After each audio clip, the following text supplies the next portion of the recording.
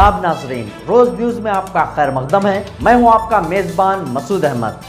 आइए जल्दी से देखते हैं आज की स्पीड रोज न्यूज। लोगों को जिनका नाम पूछकर और मुसलमान नहीं होने के नाते पर उनको गोली मारकर कत्ल कर दिया गया, मैं ताज़ियत पेश करना चाहूँगा मौलाना इकबाल को, जो पूंछ के मदरसुल ज़ियाउल उलूम के मुदर्रिस थे। उस 5 साला लड़की मरियम को, जिसको पाकिस्तान की शेलिंग में उसका पेट फट गया, मैं ताज़ियत पेश करना चाहूँगा मैडम जैन अली और उर्वा फातिमा, इन दो जुड़वा भाई बहनों को जिनकी उम्र 14 साल थी, लांस नायक दिनेश कुमार को, बीएसएफ के सब इंस्पेक्टर मोहम्मद इम्तियाज को।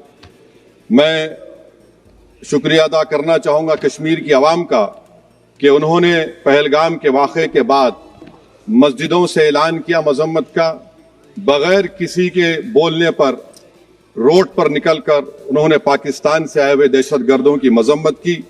मैं मुबारकबाद देता हूं हमारी मुसल्लह अफवाज को कि उन्होंने एक अजीम कुर्बानी पेश की और बहादुरी के साथ ऑपरेशन सिंदूर में भारत को कामयाबी दिलाई।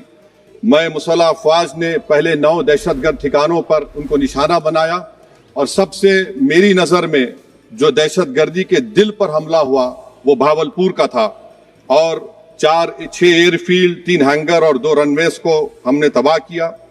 बाद में ऑपरेशन सिंदूर की कामयाबी की एक अहम वजह यह थी मैडम कि मुल्क में इत्तेहाद और इत्तेफाक पैदा हो गया था, एक यूफोरिया पैदा हो गया था, मगर अफसोस कि हुकूमत ने उसका फायदा नहीं उठाया। मैं आज भी कह रहा हूं, जिम्मेदारी के साथ कह रहा हूं कि पाकिस्तानी फौज, पाकिस्तान की ISI, पाकिस्तान का डीप स्टेट, उनका हयाती मकसद ये है कि हमेशा भारत को कमजोर किया जाए।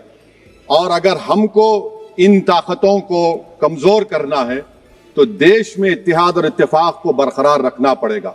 अगर हम बुलडोजर के जरिए या फिर लिसानी जबर के जरिए या मजहबी फिरका परस्ती के जरिए अक़लियतों को निशाना बनाएंगे तो हम खुदा ना खास्ता उन पड़ोसी मुल्क के दहशतगर्द तंजीमों को कहीं कामयाब ना हो जाए। मैडम, मैं आपके सामने ये भी कहना चाहूंगा कि इत्तेहाद और इत्तेफाक इस मुल्क में जब मजबूत होगा तो हमको बैनुल अक़वामी सतह पर दिखाने की जरूरत नहीं पड़ेगी। मैं आपकी तरफ से हुकूमत से चंद सवालात करना चाहूंगा कि वजीर आजम ने कहा कि खून और पानी एक साथ नहीं बह सकते, आतंकवाद और बातचीत एक साथ नहीं हो सकती।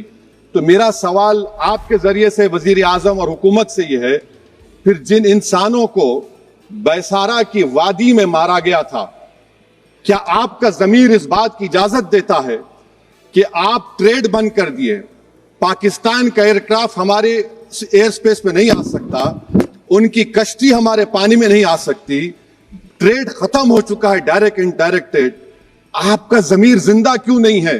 किस सूरत से आप पाकिस्तान से क्रिकेट मैच खेलेंगे जब हम पानी नहीं दे रहे हैं? 80% पानी पाकिस्तान का हम रोक रहे हैं, यह कहकर के पानी और खून नहीं बहेगा, आप क्रिकेट मैच खेलेंगे? मैडम, मेरा जमीर तो गवारा नहीं करता कि मैं उस मैच को देखूंगा।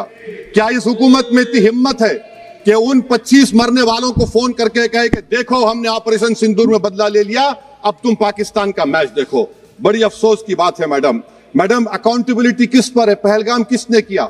7.5 लाख हमारी फौज और सेंट्रल पैरामिलिट्री फोर्स है, ये कहां से 4 चूहे घुसकर हमारे भारत के नागरिक को मारे? अकाउंटेबिलिटी किस पर फिक्स होगी?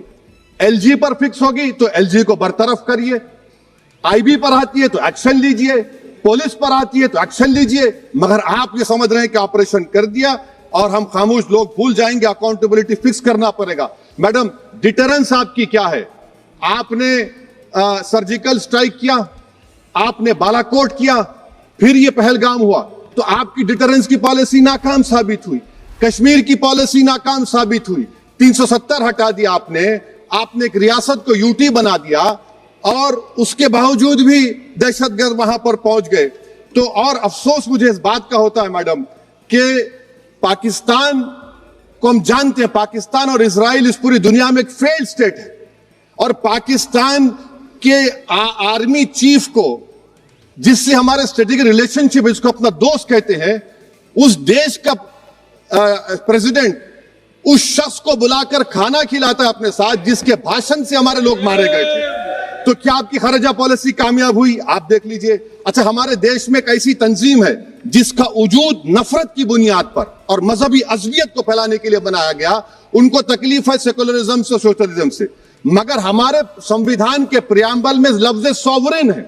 सॉवरेन का मतलब यह है कि हम खुद मुख्तार हैं, हम हाकिम आला हैं, हम अपने मुल्क के मुकद्दर का फैसला करेंगे।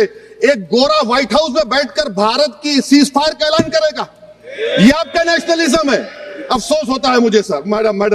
मैडम मैं आपसे पूछना चाह रहा हूं कि अगर एक चचा सैम ऐलान कर रहे हैं तो हमारी फौज पर क्या असर पड़ा होगा, हमारे उन पायलटों पर क्या असर पड़ेगा जो नहीं मालूम कितनी ऊपर आसमानों पर भारत की हिफाजत कर रहे हैं। वो नेवी का सिपाही जो समंदर में खड़ा हुआ है, उसको यह नहीं मालूम हो रहा है कि मेरा प्रधानमंत्री ऐलान नहीं किया, एक गोरे ने ऐलान किया।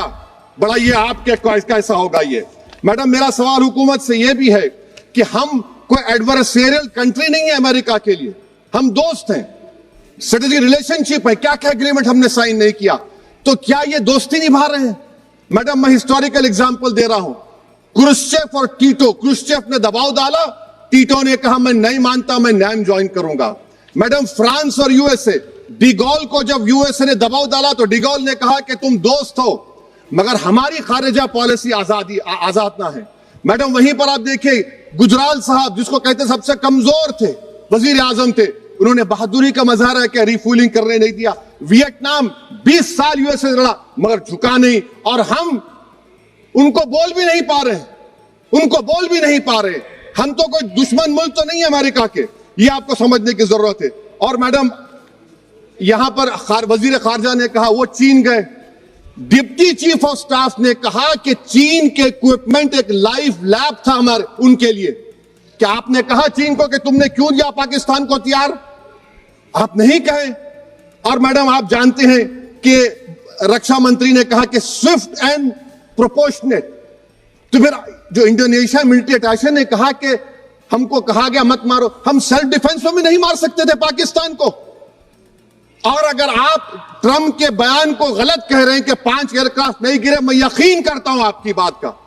आप हमारे पायलट्स को कमेंट करिए ना, हमारे पायलट्स को कमेंट करिए कि हम अपने पायलट्स की तारीफ करते हैं, आप वो भी नहीं करना चाहते। मैं हुकूमत से जानना चाहता हूं मैडम कि क्या फ्रांस ने हमको सोर्स कोड नहीं दिया जिसकी वजह से हमारे एयरक्राफ्ट को क्या नुकसान हुआ? अब मुस्तकबिल में आप हथियार खरीदेंगे तो क्या आप सोर्स कोड हासिल करेंगे? और मैडम मैं आपको बताना चाह रहा हूं, मेरे सवाल का जवाब हुकूमत दे।